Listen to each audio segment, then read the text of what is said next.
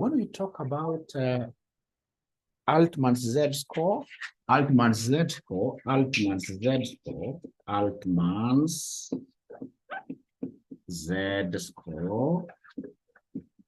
we always think about what year? The famous Woremass,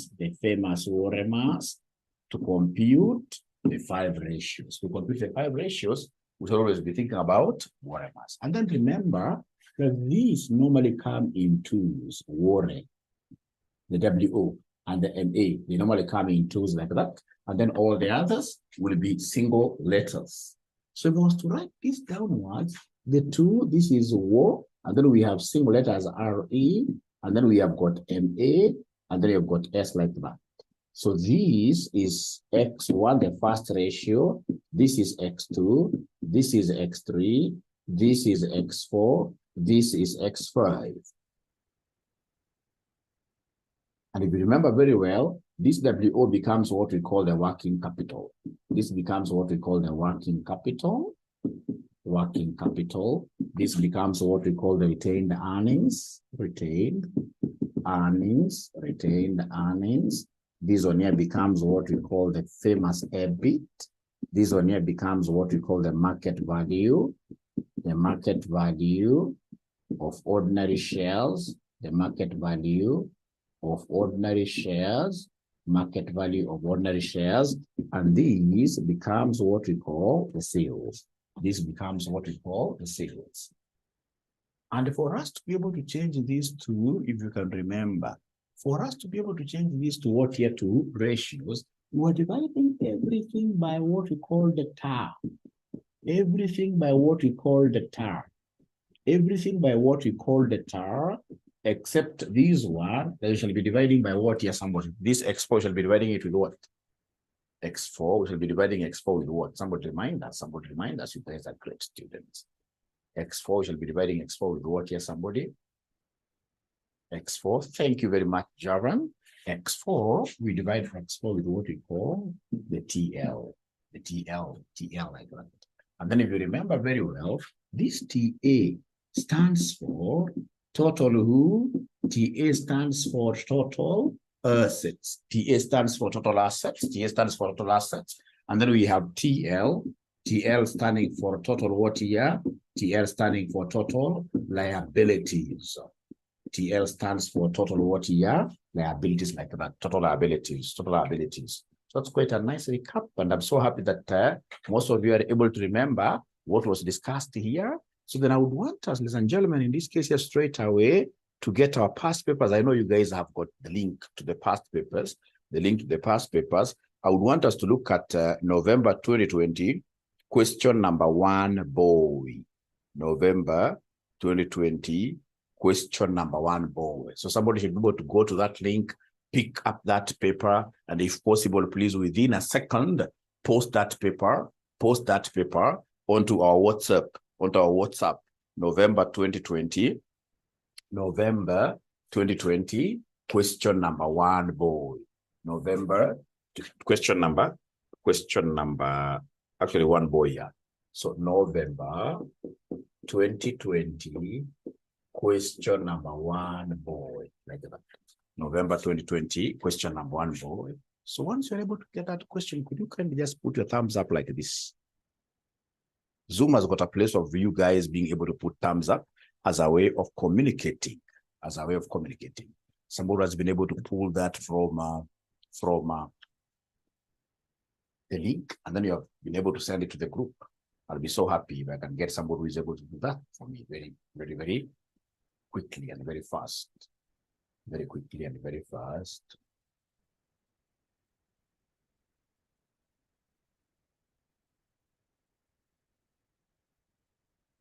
November 2020, question number 1, board.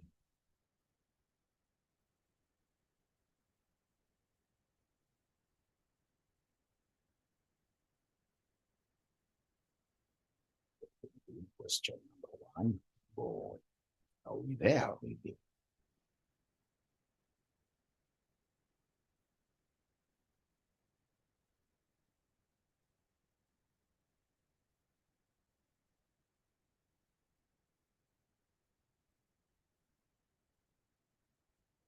Once you get it, could you kindly just put up your hands?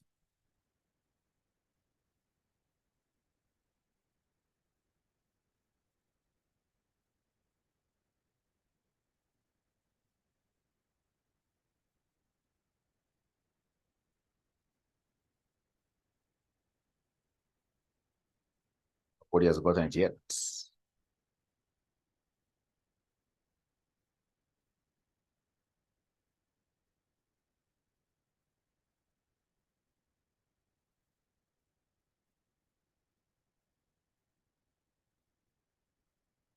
Is there anybody who is trying to look for it?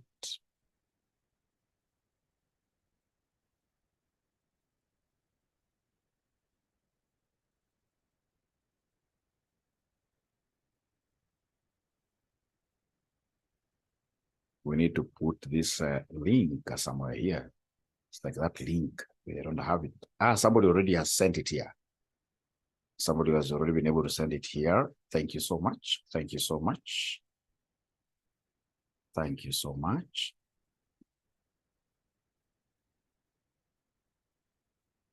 So I hope now all of us, we have access to that question. November 2020, question number 1B. And then what I also recommend is that when you are at the office or wherever you can get access to printing facilities, just load all those papers, print them out, have them bound nicely, and then you have an examination paper booklet for all your papers that you're doing. For all the papers that you're doing, that's what we do ourselves here. So we are told something very important there, November 2020, question number 1B. Professor Edward Altman's model for prediction bankruptcy is given as follows. I told you that Z equation will always be given. Thank you so much. So Z score equals, they've given us there, that's 1.2. That's supposed to be 1.2 plus 1.4 plus 3.3x3 plus 0.6x4 plus 0.99x5. X1, X2, all the way to X5 are financial ratios, which according to Professor Altman, have the discriminating power, where X1 is the net working capital over total assets, X2 is retained earnings over total assets, X3 is operating profit. Operating profit is the same as EBIT. Operating profit is the same as what here, EBIT, divided by total assets. And then we have X4, which is market value of equity shares over book value of debt, including preference what year shares. And then we have, in this case here, X5, which is sales divided by total assets. Given below are summarized financial statements of Alpha Limited for the year ended 31st December 2019. So you can see sales, etc., the income statement. You can see the statement of financial position given there. In this model, a Z score of 2.7 or more indicates no signs of failure, and a Z score of 1.8 or less indicates there are signs of failure. The firm's ordinary shares are currently trading at 15 each. So they want us to give them the Z score for Alpha Limited. So for us to give them the Z score for Alpha Limited, all we need to do is to remember worry mass. And we remember worry mass is basically used to ascertain what are these 5 ratios like that. And the first ratio that we want to get is this working capital divided by total assets. Divided by total assets. I would want you guys to do me a favor. Is there someone who can calculate for us the working capital? Last time you had even given me the formula of working capital. If I remember very well, you guys came and told me that, Mwalimu, for you to be able to compute working capital,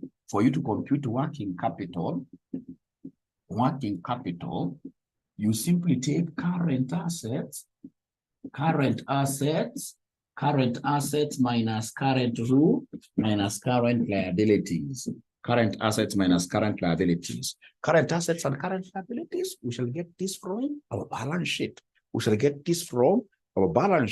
So current assets, what do we have there from the balance sheet? Somebody who is able to see the current assets. Is there somebody who can see the current assets? Really, they don't want to talk to me this morning. Is there anybody who is able to see the current value of current assets? Value of current assets.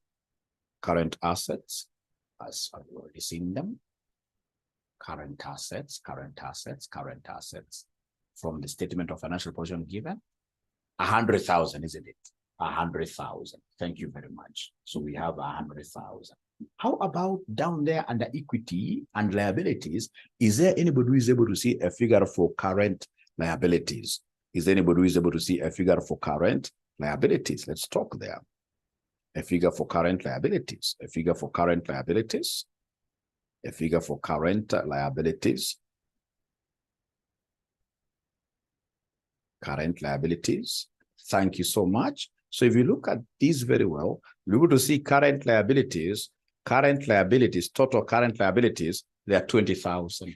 Thank you very much. So ladies and gentlemen, that our working capital there is 80,000. Our working capital there is 80,000. So then for us to look at this ratio, I would want to get what we call the total assets. I would want us to get what we call the total assets from the balance sheet again. From this statement of financial position, is there anybody who can see the total? Is there anybody who is able to see the total assets? Somebody talk to me. Total assets, somebody talk to me. 400,000. Thank you very much, Phoebe. 400,000. 400,000. So meaning that, then we can very easily give our examiner this X1 ratio.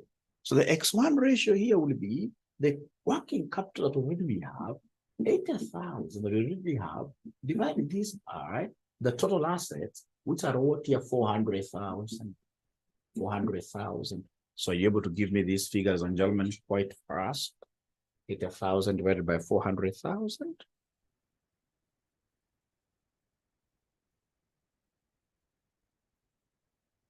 So Phoebe tells me 0.2. 0.2. Thank you very much. 0.2. Thank you very much. Now from there, we go to X2. X2 has got something very interesting to me. It has got what we call retained earnings. And we discussed, and they say that retained earnings should be, which retained earnings? Are they retained earnings to get in the income statement, or retained earnings in the SOFP, Statement of Financial Position? I gave you some secret here. This retained earnings should be which retained earnings? I gave you some secret here.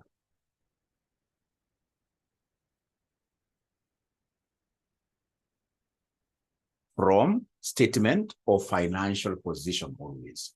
This should be the cumulative retained earnings. You know, retained earnings in the income statement are retained earnings for 1 year, for that year alone. But here we want the cumulative retained earnings from the statement of financial position. If somebody by value, I would have written here statement of financial what year position like that. So are you able to see that amount? Are you able to see that amount, ladies and gentlemen? Are you able to see the retained earnings in the balance sheet? Statement of financial position, yes, I can see 120,000. 120,000 divided by, again, total assets. So total assets, ladies and gentlemen, total assets in this question, we already know it's 400,000. It's 400,000. So could you kindly give me this figure? 120,000 divided by 400,000. This will give me what figures about there? 0.3. And then now we have X3.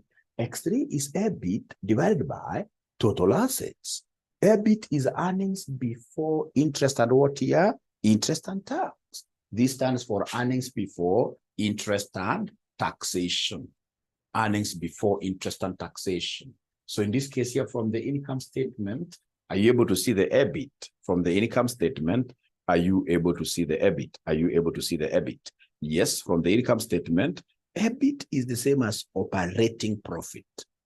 Operating profit. So the operating profit is 40,000. You divide this by the total assets. Divide this by the total assets again, which are what here? 400,000. 400,000. So this I can see, not unless I'm not able to see very well because it's early in the morning, but I can see this is 0.1. I can see this 0.1. 0.1. And then, ladies and gentlemen, now we go to X4. X4 is what makes so many guys not get these whole marks here. Because X4, the first thing you need to do under X4 is to come and calculate for us the market value of shares. Give us market value of shares. So for X4, give us market value of ordinary shares. How do you do this? I give you a formula. You take the nose, and then you multiply this nose with what here? With market price per share. Nose stands for number of ordinary shares. Number of ordinary shares. So you take number of ordinary shares from your balance sheet, you multiply this with the current market price per share. And then how do we get this nose? To get this nose, you simply take the share capital as it is given. You take the share capital as it is given, divided by the par value. You divide this by the par value given in the balance sheet. You divide this by the par value given in the balance sheet. So are you able to see in this question, if you go to the balance sheet, what is the ordinary share capital given there? What is the ordinary share capital given there? So in the balance sheet, if you look at the ordinary share capital, I'm able to see the ordinary share capital. It is 100,000. This is 100,000. 100,000. You come and divide this with the par value. The par value is the one given there in brackets. Par value is the one given there in brackets. Ladies and gentlemen, the par value is shillings 10 each. So is there somebody who is able to give me the nose, number of ordinary shares? Is there anybody who is able to give me number of ordinary shares? 100,000 divided by 10, 100,000 divided by 10, 100,000 divided by 10. So this is 10,000 according to 15. This is 10,000. This is 10,000, 10,000. So then this will be 10,000 number of ordinary shares times the given current market price per share. MPS stands for market price per share. Are you able to see the market price per share given there in the very last statement before required? Before required, they give us the current market price per share before required, which in this case I'm being told there by Phoebe, which is 15, which is 15. So in this case here we have 10,000 times 15. So then this will give me 150,000. Very, very important. Very, very important. So market value of ordinary shares, ladies and gentlemen, the numerator is taken care of. This is taken care of.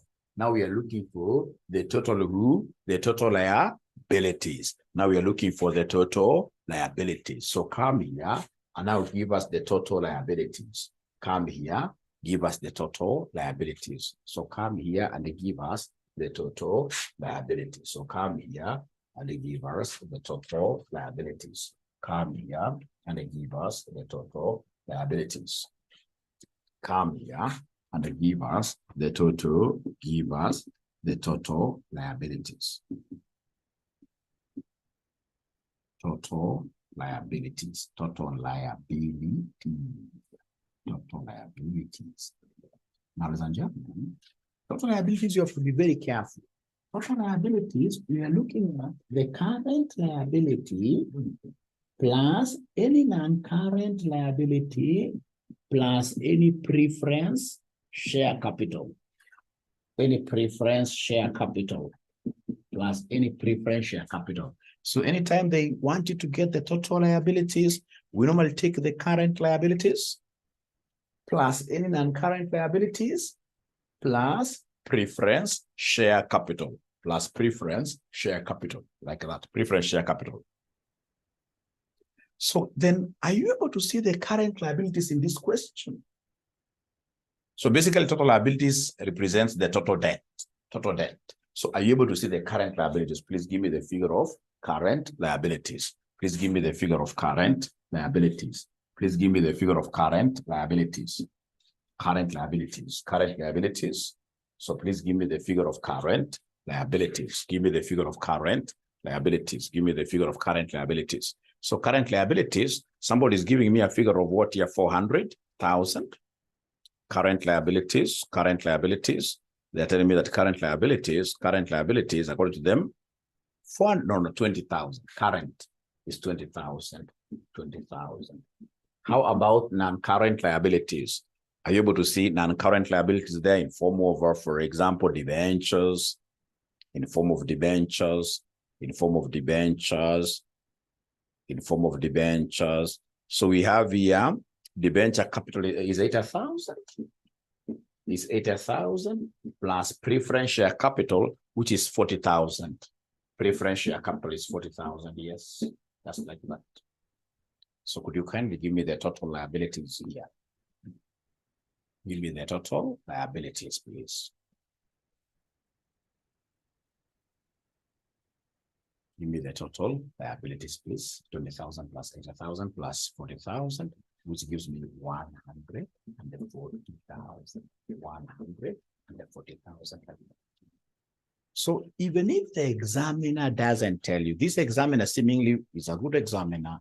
He told you that in debt, we also include preference share capital. That's what he told you. In most cases, no examiner can ever tell you that. It's upon you to know that preference share capital nowadays in finance is classified as a debt instrument. Please, preference shareholders, even if you don't make profits, even if you're making just process, preference shareholders' dividends must be paid. Must be paid. And at the end of the day, preference shareholders must have their money returned back.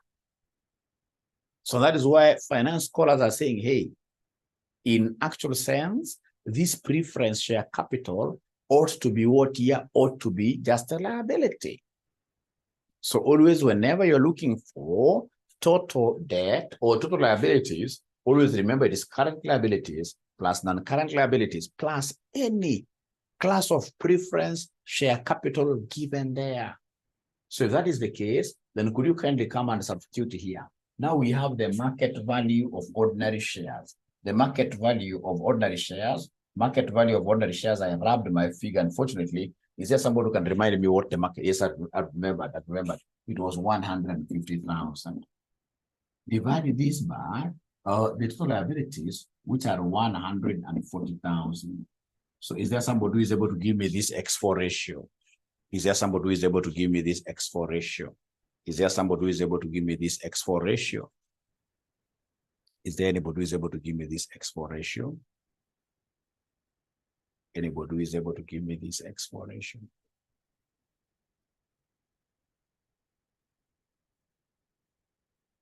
Anybody who is able to give me this X4 ratio? So according to Phoebe, it is, remember we put many decimal places for this one. It is 1.07, many decimal places, 4 to be precise, 4 decimal places to be precise. So 1.07, 1.07, I'm waiting for somebody to give me 4 decimal places. 1.07, 1.07, 1.07, 1.07, 1.07 something, 1.0714. Thank you very much.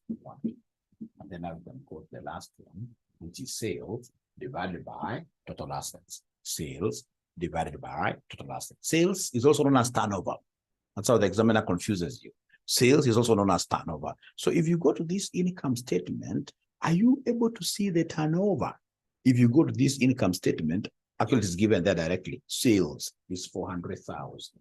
It's given here directly. Sales is 400,000 divided by our TAR. TAR is the total assets, which in this case here were 400,000. So then this one here would end up giving me what figure somebody there?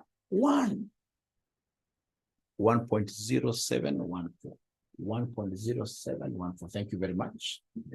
That's okay. Thank you very much.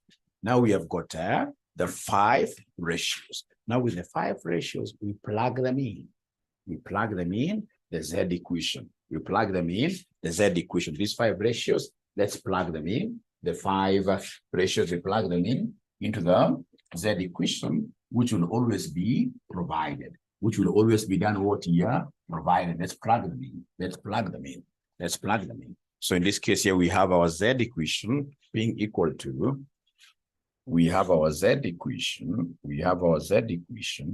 Our Z equation has been provided up there.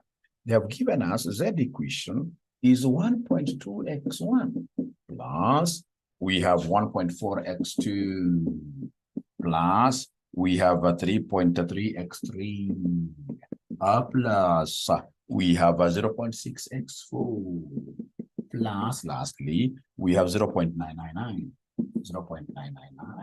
x5. So we shall come and plug in the figures. So Z will be equal to 1.2x1. So x1, ladies and gentlemen, is 0.2. You already have it.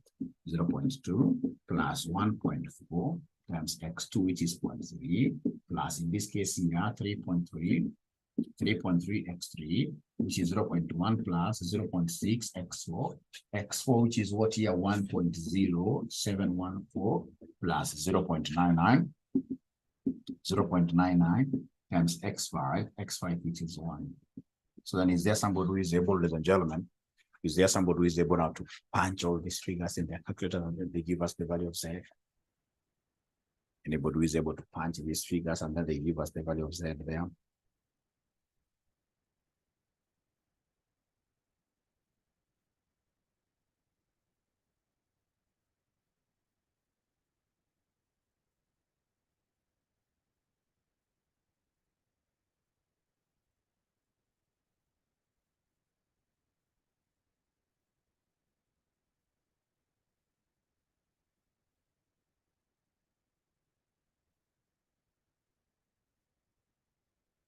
Two point six three, 2.63,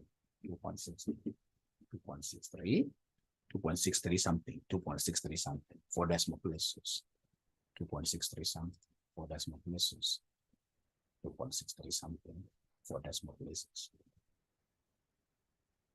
2.63.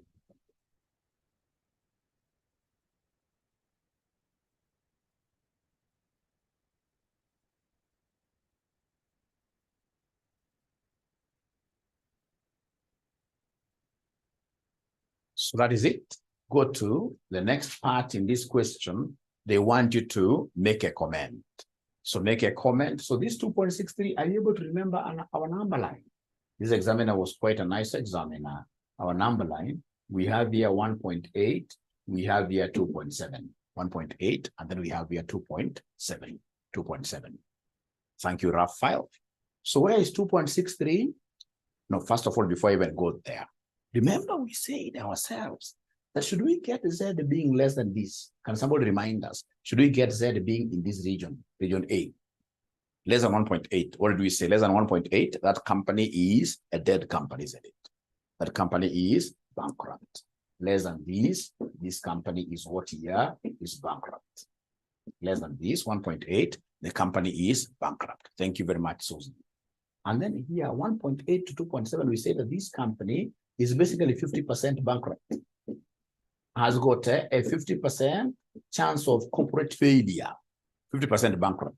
And then, of course, here you can see this is 100% bankrupt. This is a 50% bankrupt. This will be 0% bankrupt. 0% bankrupt. 0% bankrupt means what here? Successful, basically. This would mean successful. This would mean successful. This would mean successful. Successful. So then, where is our 2.63? Can somebody tell me? Is our 2.63 at A? Is it at B? Is it at C? Where is 2.63? Where is 2.63? There are 3 sections basically at B. So in this case here, we are saying that this company, they gave us the name of the company. This company, they gave us the name of the company. They told us that this company is known as who? This company is known as,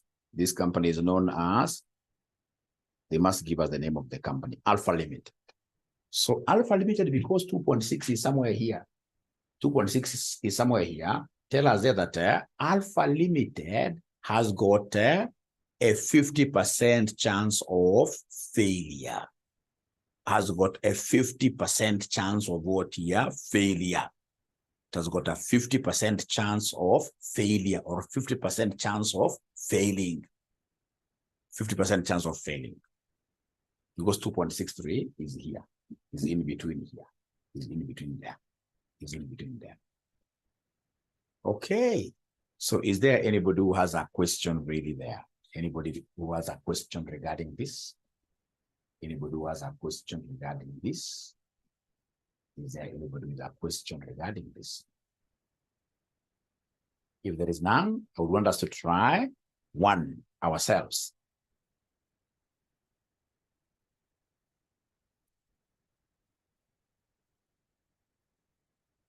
Yes. So this is our second class, basically. It's our second class. We are still working on reconstruction and reorganization. Reconstruction and reorganization. So then I would want us straight away to look at another question here, which was in 2022, I think. 2022.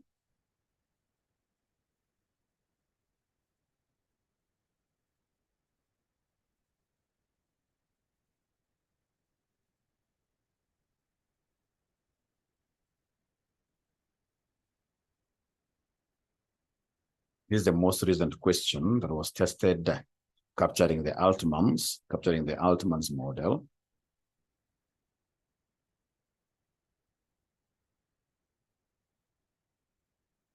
Yeah, December 2022. December 2022, question number 4B. December 2022, question number 4B. So you're looking at December 2022, question number 4B.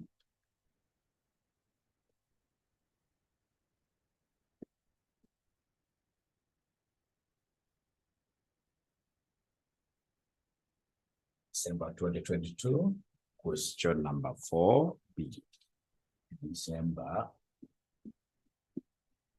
2022, question number 4B. December 2022, question number 4B. December 2022, question number 4B. December 2022, question number 4B.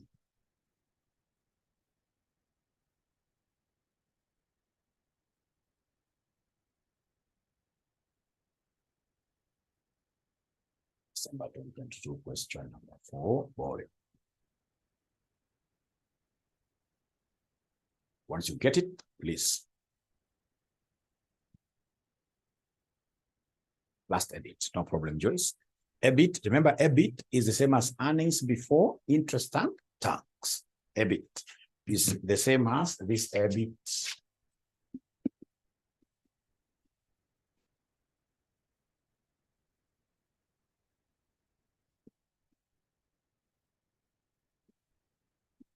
And at times, in this case here, these earnings, of course, is profit. All right. So it can be called EBIT or PBIT. PBIT, very important for you to know this.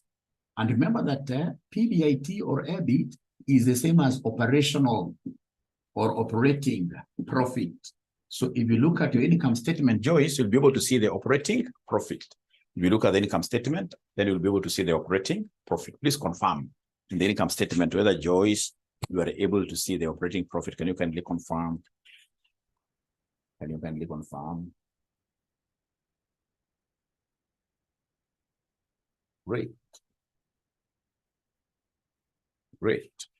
So then, have we been able to find this question, December 2022 question 4B? Do we have it? Do we have it? Do we have it? Do we have it? Do we have it? Do we have this question? Do we have this question? Somebody should be able to send it in the group. December 2022. Question number 4, board.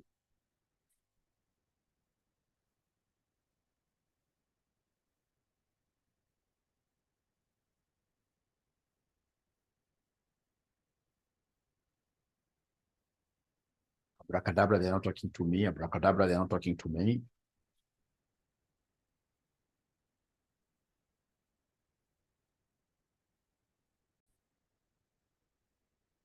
We are told here the Altman's formula for prediction of bankruptcy is given as follows. So it's given as 1.2x1 plus 1.4x2 plus 3.3x3 plus 1x4 plus 0.6x5. Where x1 is given like that, you are provided with the following information in respect of 3 listed companies. So we have company A, they have given us working capital retained earnings. We have earnings before interest and tax, also known as operating profit. Then we have got market value of equity. We have total assets, and then you have total liabilities, and then you have got sales. So for company A alone, I would want somebody to compute, ladies and gentlemen, the Z score for company A alone. We start with company A alone, and that one I'm giving you exactly 5 minutes. Exactly 5 minutes. Let's get to hear what you guys would have done in an exam.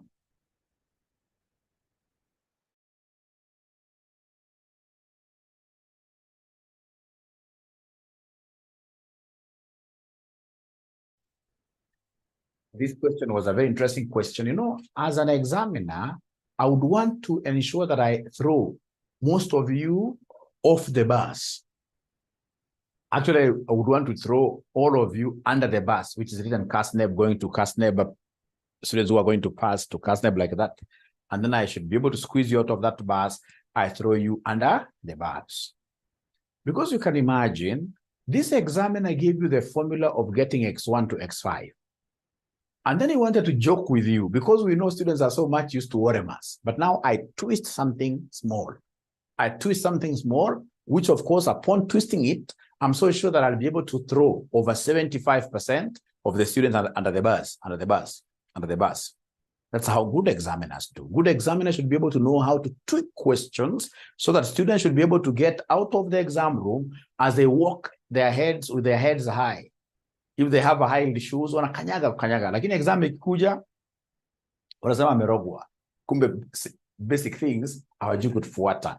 Kama sauti vizuri question, wamekuambia this question, if you look at it nicely, what have they told us about x1 to x4? You can't use ORMAS here. You can't use ORMAS here. You can't use ORMAS here because we interchanged x4 and x5.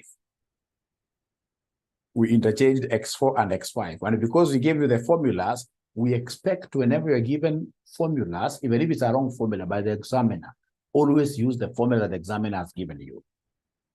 Is there any student who was able to see that trick? Is there any student who was able to see that trick? Any student who was able to see that trick? Okay, let me ask you a question. Is there somebody who used to ORMAS directly? Is there a student who used to ORMAS directly? You guys are not talking to me. I'm a nice guy. I'm not a sadist of an examiner. I just want to help you. And Raphael, I would have in this case here managed to throw you outside the bus, which would have been quite unfortunate, but it is. That's what it is. Because you see under ORMAS, sales is the last one. If you look at this one, under this one, ladies and gentlemen, under this one, ladies and gentlemen, sales is the fourth one. So we have X1. So X1 is net working capital, and the working capital for A, this is company A, this is company A. So X1, company A, working capital is 4,000 divided by total assets of company A, which in this case is 200,000. 200,000. Could you kindly give me this figure for X1? Kindly give me this figure for X1. 40,000 divided by 200,000. 40,000 divided by 200,000. This one here will end up giving us what figure? 0.02. Is it 0.02 or 0.2? Or 0.02 because of 4,000, yes. Thank you so much. Then go to X2. What does X2 dictate there? X2 wants us to take retained earnings over total earnings for company A. Retained earnings, we have 60,000. All over again, total assets there, which are 200,000. All over total assets there, which are 200,000. So then this X2 will be equal to 0.3. This will be 0.3. Thank you very much. And then we have X4. We have X4. X4, which will be equal to X, not X4, X3, sorry. X3. X3 is EBIT. EBIT, earnings before interest and tax, which I can see 100,000 divided by total assets. Total assets, ladies and gentlemen, they stand at 200,000. Is there somebody who is able to see that this is 0.5? Is there anybody who is able to see that this is 0.5 really? Is there anybody who is able to see that this is 0.5? 100,000 divided by 200,000? Is it 0.05 or it's 10,000? Thank you very much. It is 10,000. It is 10,000 divided by 200,000. So it is 0.05. You guys are right. It is 10,000. And then we go to X4. So X4, please work with the formula given to you by the examiner. When I used to be young, I used to harass students a lot in terms of this. I twist, I give you a formula different. So for example, like under X4, they're telling me it is sales over total assets. Sales is 200,000. 200,000 all over total assets, which are 200,000, which is 1 there. And then we go to X5. So X5, ladies and gentlemen, X5, ladies and gentlemen, X5, ladies and gentlemen, X5, ladies and gentlemen, they have told us here for company A. It is market value of equity. Market value of equity, they have given us. Market value of equity, they have given us. 20,000, I mean. 20,000. 20,000 all over market value, or rather book value of debt. So have they given us debt really here? Have they given us debt here? Is there anybody who is able to see the book value of debt? Anybody who is able to see, I can see liabilities. I can see liabilities. Is there somebody who is able to see the liabilities, book value of debt? You know, book value is what is written there. Book value is what is written there. These guys are not talking to me. So in this case, I should take 20,000 divided by the total liabilities, which are what they are, 120,000. So can you kindly give me this figure? This must be 0 point something.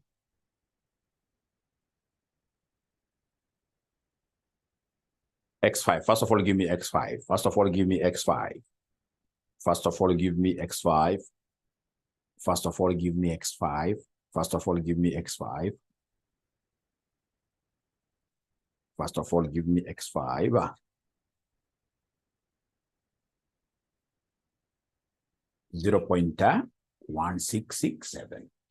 0.1667 like that. So once you have this for company A, please go ahead and give me the Z for company A. And the Z-score equation has been given to you by the examiner. Always use the one given to you by the examiner. Never cram this one. Z-score equation will be given to you. So this 1.2x1 plus 1.4x2 plus 3.3x3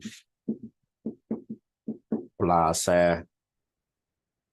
1x4 plus 0.6x5. 0.6x5. So then we have here 1.2x1. So x1, what is the figure? It is 0.02 plus 1.4x2. X2 is 0.3 plus 3.3x3. X3, the gentleman, is 0.05. 0.05 plus we have here that's 3.3 times x4. Nope. X3. Yes. Plus, in this case here, 1 times x4, which is 1 as well, plus 0.6 times x5, which is 0.1667 like that. 0.1667 like that. 0.1667 like that. So then are you able to give us the final Z figure? Please give us the final Z figure. Please give us the final Z figure. So the final Z figure, according to Raphael, is 20092. Thank you very much. 2.0092. 2.0092. So for company A, can you kindly make a decision? Can you kindly make a decision? Make a decision there for company A. So for company A, make a decision there for company A. So we have here 1.8, 2.7. So for company A, could you kindly make a decision? Yeah, where does it belong? Company A, 2.00 something is here. Is at B. Is at B.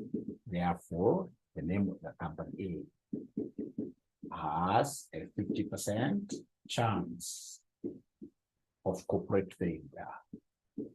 Of corporate failure.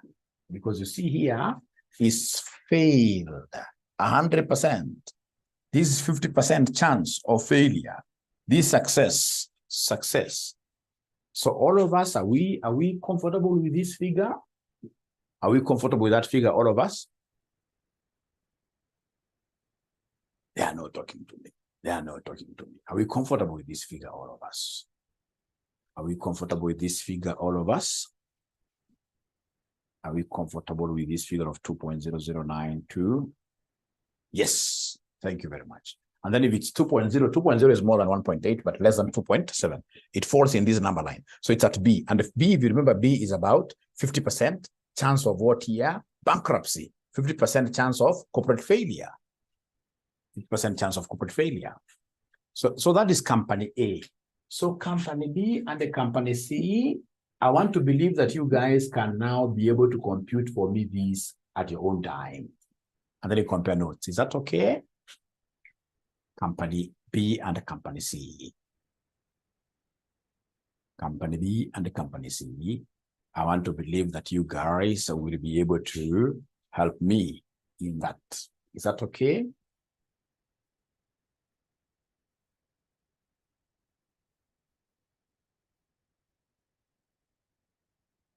Great. Thank you so much. Thank you so much. Thank you so much.